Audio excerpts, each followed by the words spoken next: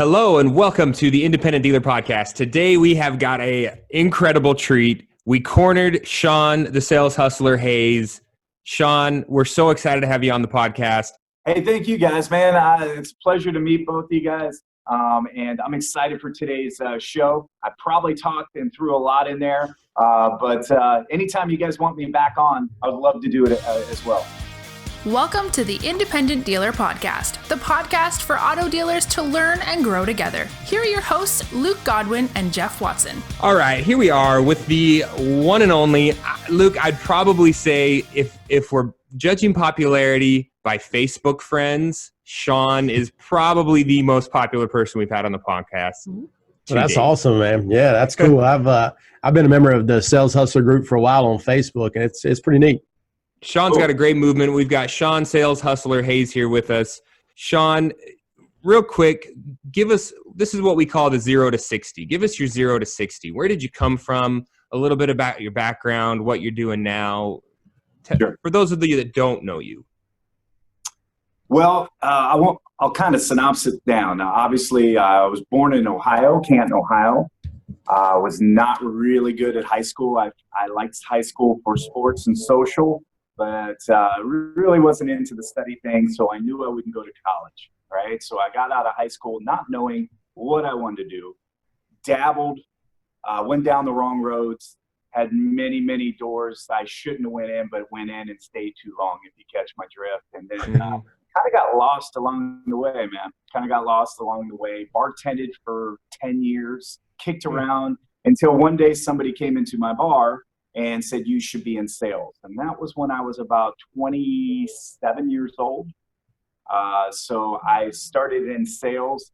Really funny story is when I went in there without a college degree, living in Chicago, Illinois, I kind of moved to the big city because I was always from a small town and wanted to live in a big town. So it's so funny. He asked me to come in and interview. I go in and interview with his boss, and his boss says, no, you don't have a college degree. You're not qualified. And so here's this. I knew I could do the job, so I basically made a deal with him and said, what's the lowest amount of money you would pay any of your sales associates? He told me, I said, well, look, I'll take less. Okay. In fact, in 90 days, if I don't exceed your expectations of what you thought I would be, then we'll both walk away from it. So that's how I closed him down that day. He hired me begrudgingly, and I ended up being the number 4 rep in the whole nation of, wow. I think there was 194 sales associates in this company. So it was a nationwide company selling pagers, beepers, alphanumeric, and cell phones in downtown Chicago, knocking on doors. And wow. If you've ever done that, man, you knock on doors, the gatekeeper don't want you to come in, you ask for a business card, you find out who the decision maker is, you go back to your office and you pound the phones for the next, half of the day. So that's what I did for years. And I did really well in it, kicked around a little bit. And then I got married, divorced, moved to Florida. And that's when the car sales industry started, because I didn't know what to do again. Here I was again, starting on my life over, didn't know what to do. I didn't like the sales that I was doing before. I hated door-to-door sales, man. I was good at it because talent and hard work is all you need. But man, it's a grind, and I just hated knocking on doors for the simple fact that the items and products that we're selling, they weren't residual. So every single day, every single month, every single year, I had to go do it again, and that grind will get to you. So when I stumbled into car sales, it blew my mind that people come to me already interested, at least a little bit of an inkling into my product, instead of me pitching you 10 minutes of your time for me to convince you that you need my product. You know what I'm saying? Yeah. So it opened up a whole different world to me, and it blew my mind, and I hit the ground running. That's interesting, man. I tell you, anybody who's done that cold calling and door-to-door sales, it makes – if they're good at that, they're going to be incredible in the car sales. Where did you start as your car sales? What brand did you start in? Hyundai. I did Hyundai for 10 years. Great. That was probably in the infancy of Hyundai, right? Yeah, it was 07. 07, Okay. I stumbled into the business. And this is a really cool story here because I didn't know what to do. I just lost my corporate America job, right? because I got a DUI, which actually is one of the best things that happened to me in my whole life. It changed my whole trajectory of my life and who I became and who I am today. But at that time, it wasn't, right? So I lost my corporate America job that I had got because I couldn't drive anymore. And once I got out of that whole situation, I now had to start over again, right? So one of my friends said, hey, my buddy's opening a Hyundai dealership down there, brand new dealership down in Cypress Gardens Boulevard, which was in Winter Haven, Florida. Okay. And I was like, I don't want to sell cars, man. I don't want to be a car salesman. I'm not a car salesman. And anyways, luckily, the general manager who at that dealership, he pursued me for 3 weeks. He's a member of Sales Hustlers as well. His name's Daryl Jackson, but still to this day, we're in conversations with how my career has blossomed since he literally closed me to get in the business. So interesting story there. What made all that stuff you learned from door-to-door knocking and this, that, and other? What's the number one thing that made you a great car sales guy? Well, I got great training when I was door-to-door, and I learned the process, understanding sales, understanding people and what they need. And I think that's a lot of times what people in sales don't do. They don't understand that every single person that you come in contact with, you have to understand who they are, where they come from, and what they need, right? What they need. Mm-hmm. Like some people need you to close them. Some people need you to step back and let them close themselves. Some people need, they need A, B, C to equal D, right? And some people, you just need the flash. So I understand that every single gatekeeper, every single decision maker, every single person I was coming in contact with, I couldn't use the same word tracks. And that's why I don't like word tracks. I really don't like all that. I just understand that people are people. Everybody needs something different. Find out what they need. Not only just what they need in your product, but what they need inside. And you can get in there and build a relationship with them. And I feel like my sales just went crazy because I understood what people need because of all the knocking on the doors and getting through decision makers and gatekeepers. Yeah, it definitely seems like your history of doing door-to-door sales, and also I got to assume being a bartender and learning to be empathetic and learning to sit on the other side of the bar and get in people's shoes has, guided your philosophy in car sales now. And probably, I see that coming through in your Sales Hustlers group, right? And your philosophy there of be different and brand yourself. What led you into looking at the idea of being a car salesman, but being different? You buck the cliche of car salesman, right? Isn't that's the whole point of Sales Hustlers is to be better?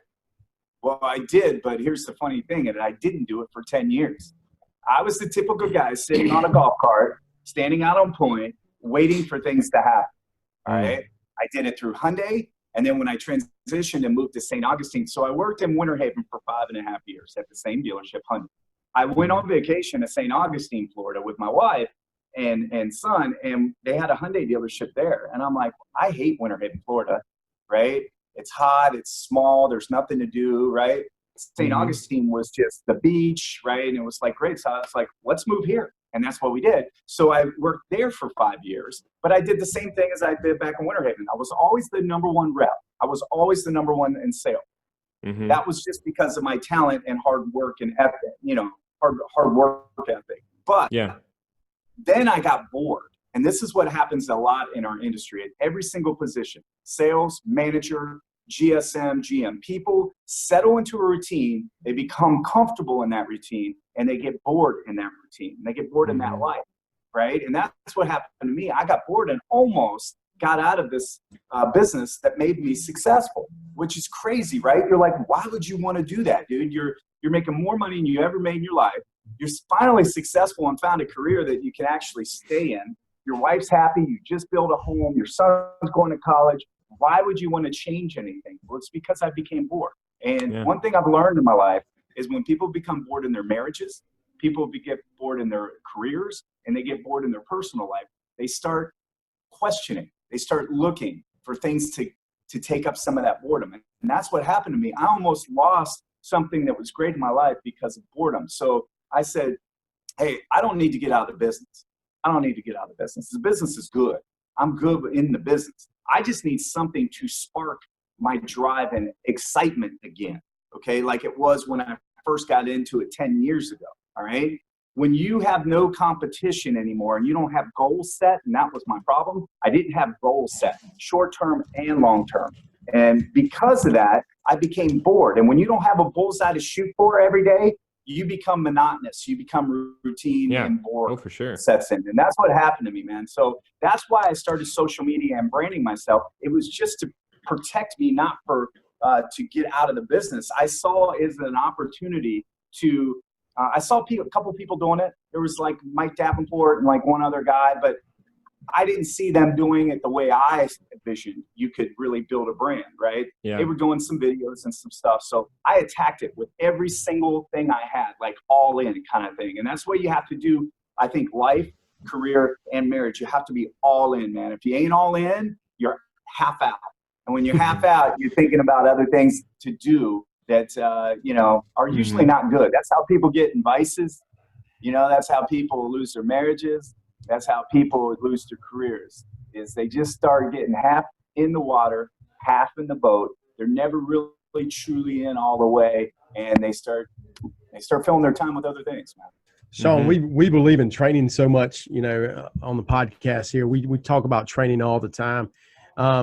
Two things. If I wanted today to mimic the things that you did to make you a great salesperson to my staff, what's the first thing you'd say, hey, this is what your salespeople need to be doing that they're not doing right now? What do you think that is? Well, first of all, I want to make sure that you have the right people in place. Sure. Okay.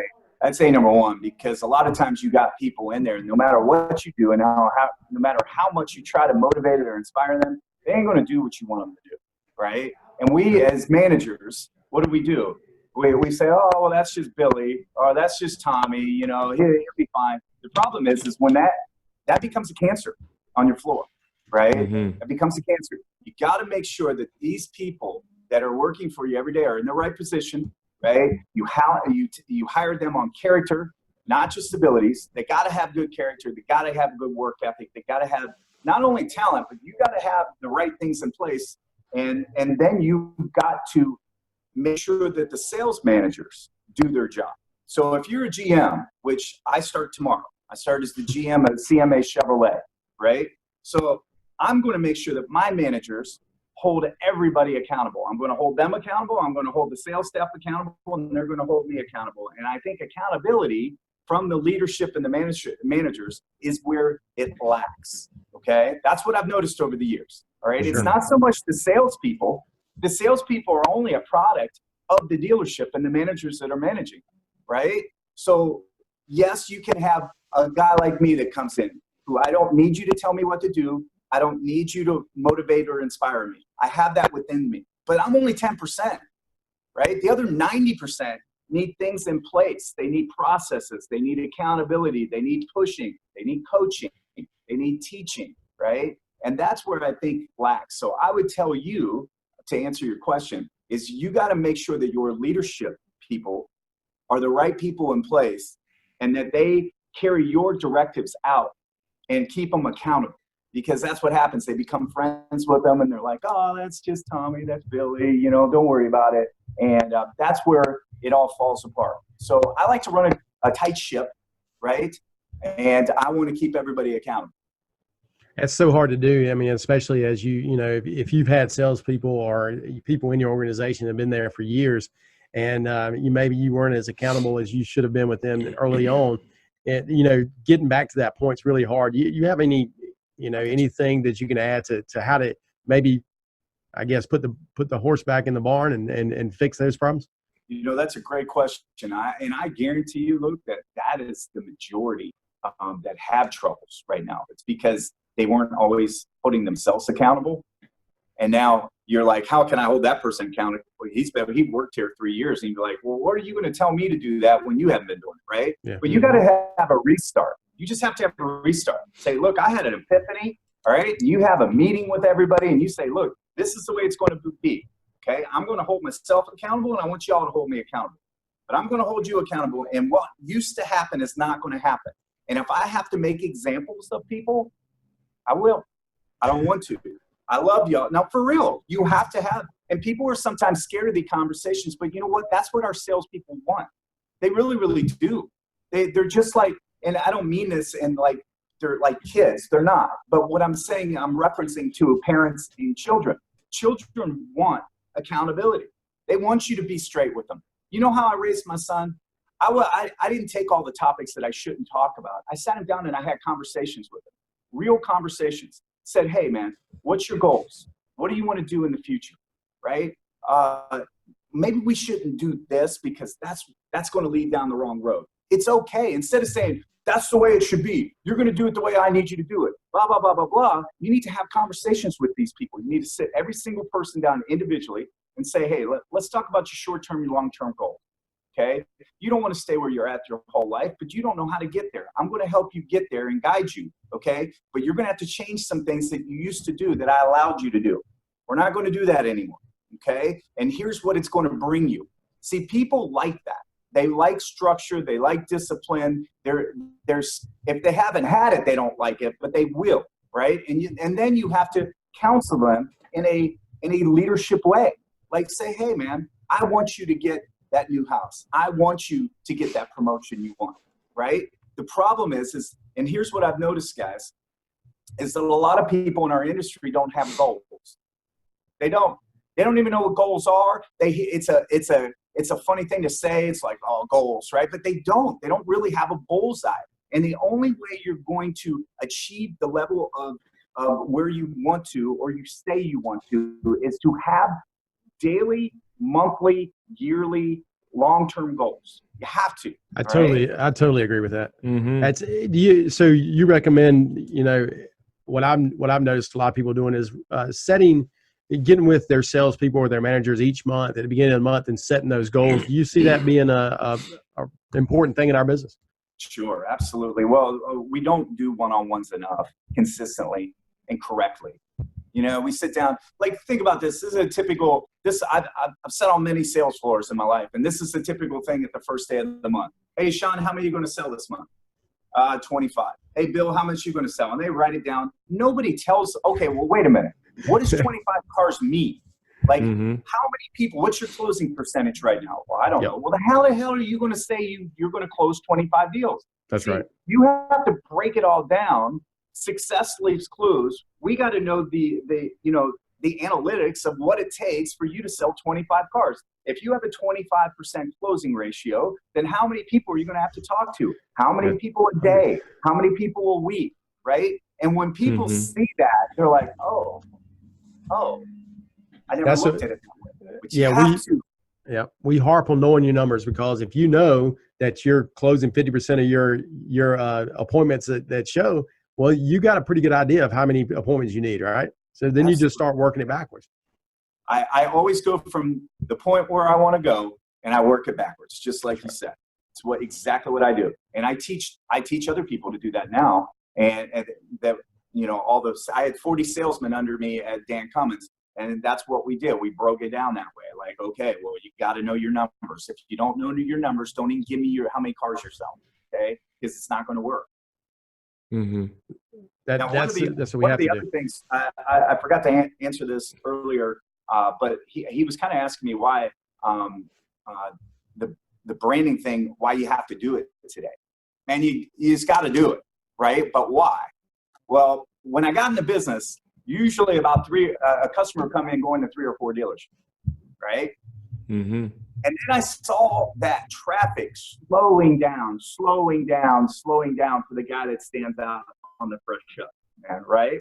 So I was like, well, if that's the case, something's going on here. So I got online and found out, and went to a couple conferences and found out the average customer now went from 4 to about 1.5 now. So if every customer is doing the research of not only the car they want, but the dealership they want to buy from, then they got to know me.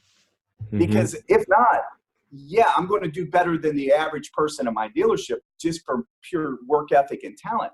But they're not going to come ask for me unless I get my face and my name and exposure. And it's all about exposure in today's market. It really, truly is. You guys know that. You're doing this podcast. Why?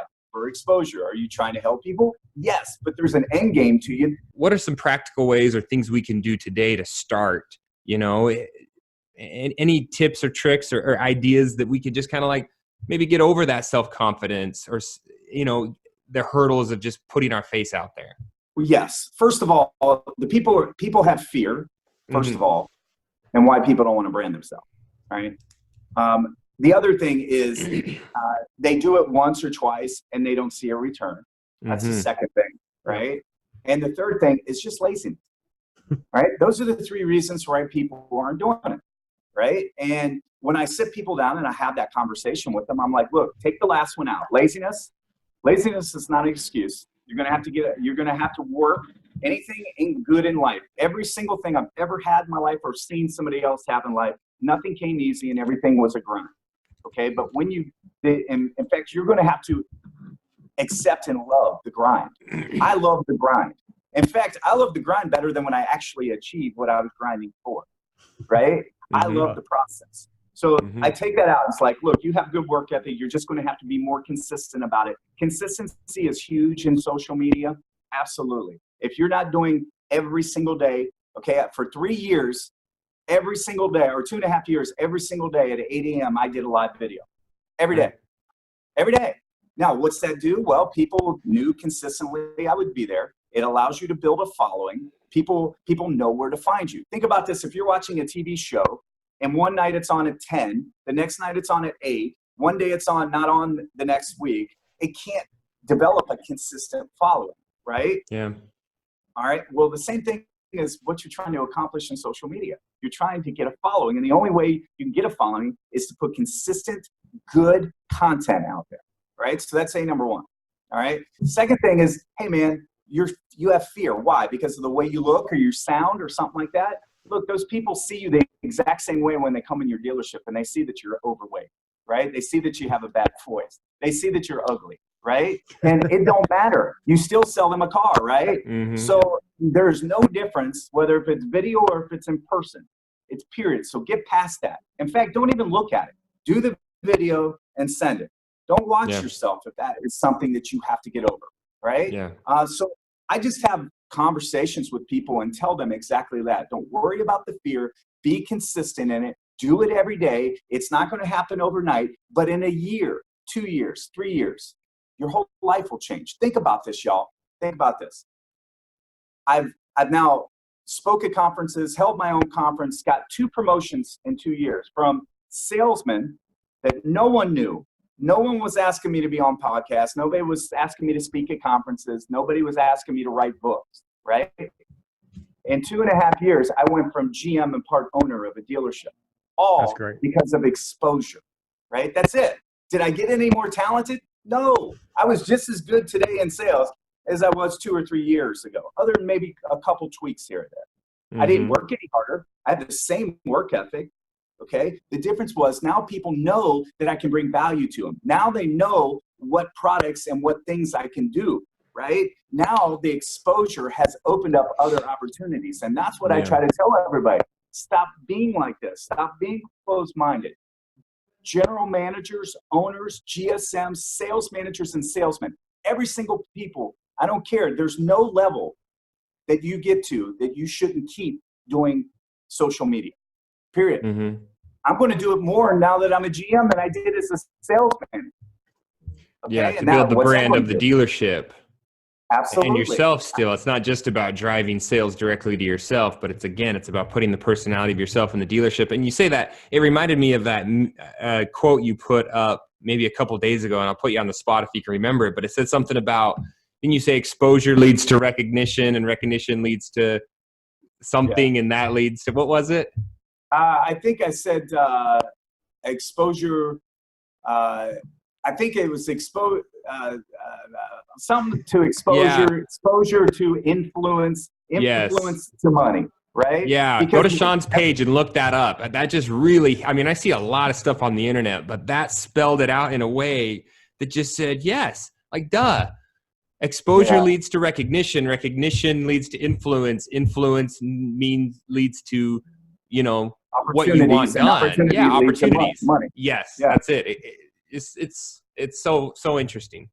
We're People all don't know. chasing the dollar, right? We're all chasing the dollar. You want a happier life. You want a bigger home. And none of that really matters to me. That's not what I'm doing it for. I want everybody to understand. I love what I'm doing. Okay. My life has changed tremendously. Okay. And it will keep changing because I have taken, instead of waiting for opportunities to happen, I've created my opportunities through exposure. And that's what we have to do. That's what you're trying to do with this podcast, right? You're trying to get more exposure so you can have more influence, so you can what? Have more opportunities, right?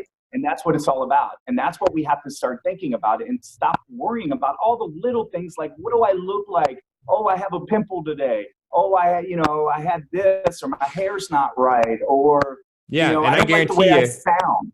It'll be awkward and it'll be sad. I mean, I'm sure if Shawn went back and if you looked at your first couple morning meetings, you'd probably be like, oh my goodness, what was I doing back then? What was I thinking? I was stuttering and stepping over my words, and it was awkward, and the lighting and the audio and everything was weird. But it doesn't matter, right? No, it doesn't matter, man. You can get better at it, but if you don't do it, you won't. I'm going to pass you by. Yeah. A lot of guys like me are going to pass you by. You're going to be sitting in your dealership thinking you were the number one salesman at that dealership. And all of a sudden, some other sales hustlers who are doing what I'm trying to tell everybody to do are going to blow by you. And you're like, what the hell happened? I used to be the man here, right? Oh, yeah. And it's so true, even at dealership level. I mean, we look at guys in our groups who have embraced social media and really leverage it, and their dealerships are flourishing. Whereas other people that don't get involved, they don't get educated, they don't use the tools, they're still trying to put out newspaper ads and advertise on some site, like they're not growing. That's so important. You talk about that, is that, some of us have grown up in the car business and we all depended on, the leads that the dealership were able to generate. And Shawn, to me, it seems like what you've done as a salesperson is generated your own leads. And there's so many salespeople that don't understand that. And there's so many owners that don't understand that you need to be encouraging your salespeople to develop their own leads and not just depend on us. Now that might get a little scary for some, for some owners and operators that say, oh no, if they get their leads, they're gonna steal my customers if they leave. But I think that's a short-sighted way to look at it. You agree with that, Shawn? I do 100%. I'm going to be a proponent of building your brand at my dealership. Okay, period. They're not like, don't worry about who has the leads or who keeps them or whatever. If you keep your people happy and you hire the right people and you promote within when needed and when deserved, these people aren't going to leave you. The problem is we're selling you as an owner or a GM out of fear sometimes. We're fear selling instead of out of having a leverage position. Look, I give you everything you need here. Right? I give you the place, I give you inventory, I give you, phone, computer. I don't charge you anything. All you got to do is go promote yourself. And I don't care who you say the customers are. If I treat you well and you like working here and I promote with them when needed and when deserved, you're not going to go anywhere. And that's the fear base that a lot of GMs and owners have. Oh, I'm scared they're going to take my customers. Well, why don't you sit down with them and ask them why they're going to leave and try to prevent that in the future? Instead, we just let people walk and let people go. But I don't worry about that, man. Think about that lead you pay for. The average lead that comes in that we close costs what, $500 to $700, right? Yeah, new car side, sure. Yeah. $500 to $700 when you average everything in. Well, I got a salesman out here who's aggressive, hungry, and wants to build a brand. It costs me $0. Okay? Yeah. He can take those customers if he chooses when he leaves. I don't want him to leave, and I hope he doesn't leave, and I'll do everything I can to keep him to stay. But at the end of the day, that cost me $0. This cost me $600. Which is a better, smarter decision for my company? And they got about a 70 to 80% closing ratio, right, over here, because that person has built rapport. They feel trust in them, right? They know who they are in their face now. This one over here, this is the one that grinds out that I make no money on. There's no money to be made. They shop 4 different dealerships. They just look for the lowest price. And I paid $600 to get that lead, right? The lowest gross. Yeah. Right. You don't make any money on it. They complain the whole time. They're kicking and screaming, right? They shop you amongst everybody in the nation and want you to match a price they got in Iowa, right? Right? You're like, wait a minute, that's Iowa. And you're like, well, no I'll go to seats. Iowa. Okay. Yeah. There was Or a you got two-wheel this drive person- truck in Iowa. Yeah. Right. Or you got this person over here who comes in already knowing the salesman, already feeling some social proof trust, which I say social proof, that's huge, right? Yep. And they're a laydown. And I don't mean that in a bad way. I just mean, they're easier to close, right? Well, you And they're closed them on. happier. You closed them on yourself earlier because they loved your social proof. They understood Right. you. Right, exactly. And I think it's Yeah. very important that you show all sides of yourself on social media.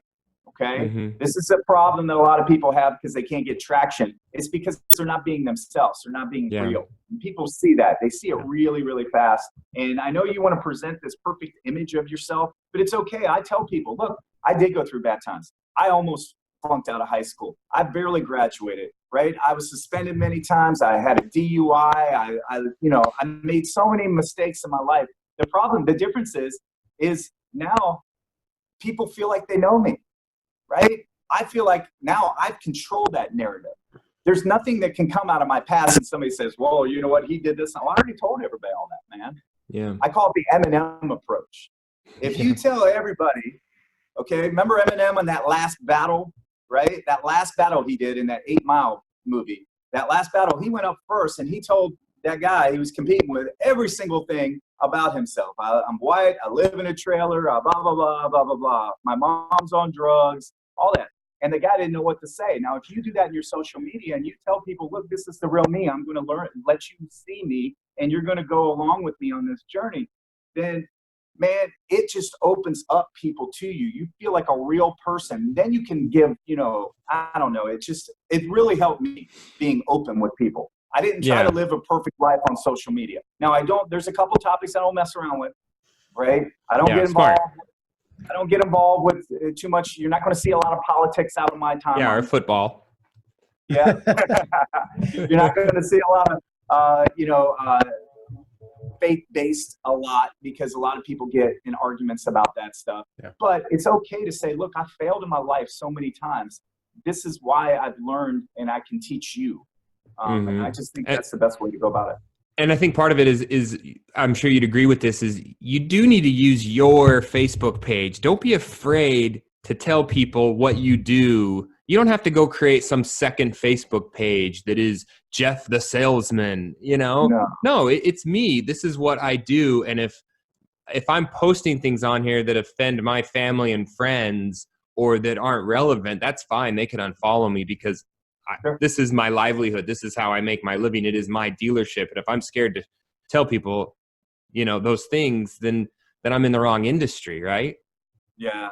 I don't believe in business pages until you get big enough to need a business page. It does no good for you. A business page just costs you money. It's pay to play in Facebook land, right? You're not going to get any kind of organic reach out of a business page. Some people start those business pages and they can't get any reach. I went straight just regular Facebook page, personal Facebook page, but I turned it into a business page on a personal page. It has better organic reach. So I would recommend everybody do that. And you weren't just spamming people with cars. That's the other thing, guys. You got to provide valuable content. And if it's just funny and entertaining, that's one thing, but it can't just be car. But people want to buy you. They don't care about the car. That's it. People will always say that. Why don't you talk to your customers? Why don't you talk about cars that are special? So I was like, you guys don't see my vision. My vision, they know I'm a car salesman. I don't need to tell them that in the cars that I have. What I do need to tell them is I want them to be so loyal to me, and so they follow me on a daily basis. They feel like they know me, that when it comes to buying a car, when they're ready, they wouldn't buy it from anybody else. It doesn't matter what my inventory has. Do you know what I mean? And they'll trust you on what to buy, and you can move them to the car that they should buy. That's it. So I kind of took a different approach. In fact, a lot of people along the way, even my business partner, Dave Benson, told me I was wrong. He's like, man, quit doing this. You're speaking to these salesmen out here. You're talking to salesmen, right? You should be talking to your customers, showing salesmen how to do this, talking to their customers. I said, no, man, you don't see my vision. Yeah. My vision is to gain loyalty and trust just through value, giving value to people every single day, just providing value and not asking anything in return. I read the book when Gary Vaynerchuk jab, jab, jab, right hook. Okay. That was basically my philosophy. Just keep jabbing you with value, value, value, value, value. Then I can sell you a product. That's right. And that's the way I think everybody should do it. Yeah. Well, that's awesome, Shawn. Do we have any more questions? Shawn, how can people get a hold of you? How can we get in contact? Yeah. Where would you like it? I mean, people need to pick up your book. You self-published a book, correct? Build Your Brand. Yeah. And it's going to tell people how they can get out there, why they should do it, how they should do it. How do they get a hold of you? It's basically a blueprint. It's every single thing I did. I broke it down. I wrote it, right? And it basically tells you how to build the brand and what pitfalls to stay away from, what things you should do, what things I did and failed, and what things were successful for me. And basically, it's just a blueprint. It's free. Okay, all you got to do is pay shipping and handling, and you can go to www.buildyourbrandthebook.net. That's buildyourbrandthebook.net. You can get it on there, and it'll come to you. I think since I've self-published it, I think we sold 4,200 copies so far, which is pretty crazy. Yeah. Or you can get on my Facebook page, Shawn Hayes, your car guy. I have a YouTube as well, but whatever. Or you can call me, man. Anybody in the industry that needs anything, just pick up the phone and call me, 904-466-8939. And I'll take your call, man. I'll help you out. Shawn, that's amazing, man. That's the first what we phone number encourage. we've had go out on the podcast. We really encourage people to reach out to people who are not necessarily better in the business, but have more knowledge in the business and can lead those people to getting better, because that's what it's all about, man. We appreciate you doing what you do for salespeople and for managers in the industry. Well, you know what? One thing before I go is one of the things that changed my career and the trajectory of my career was not only the look in the mirror moment that I had, but finding mentors in my life, people that are already past me on the journey, people that can help me along the way. I can pick their brain. I can lean on them when I need to ask questions. And don't be too proud about that, man. Don't be too proud about that. Get a network. Your network of people, your network that will help you, man. It's helping me propel is my network. So I would recommend anybody, don't be too proud about that. Pick up the phone and call them and ask them, hey, can I bend your ear for a minute? And people will help you, man. You just gotta call and ask them. That's so true. I can remember the first couple 20 group meetings I went to, and I walked into those rooms thinking I knew everything and I was the big dog. I got humbled so quickly. So quickly. And I picked up a few mentors within our 20 groups, and it's the best thing I've ever done for me and my business. Man, do you know how much I'm not going to know being a GM? Going from car salesman to GM part owner in 2.5 years is kind of unheard of. So there's going to be a lot of things I don't know. And I've already reached out to people in this industry that I trust and love and said, look, I'm going to put you on speed dial. If I need some information, then they're like, more than help. And that's what we all have to do. We all got to help each other. And you not only got to help other people, but you got to accept that you might need some help along the way too and reach out. 100%. Thanks, Shawn. Awesome, Shawn. Appreciate your time. Well, my pleasure, guys. Take care.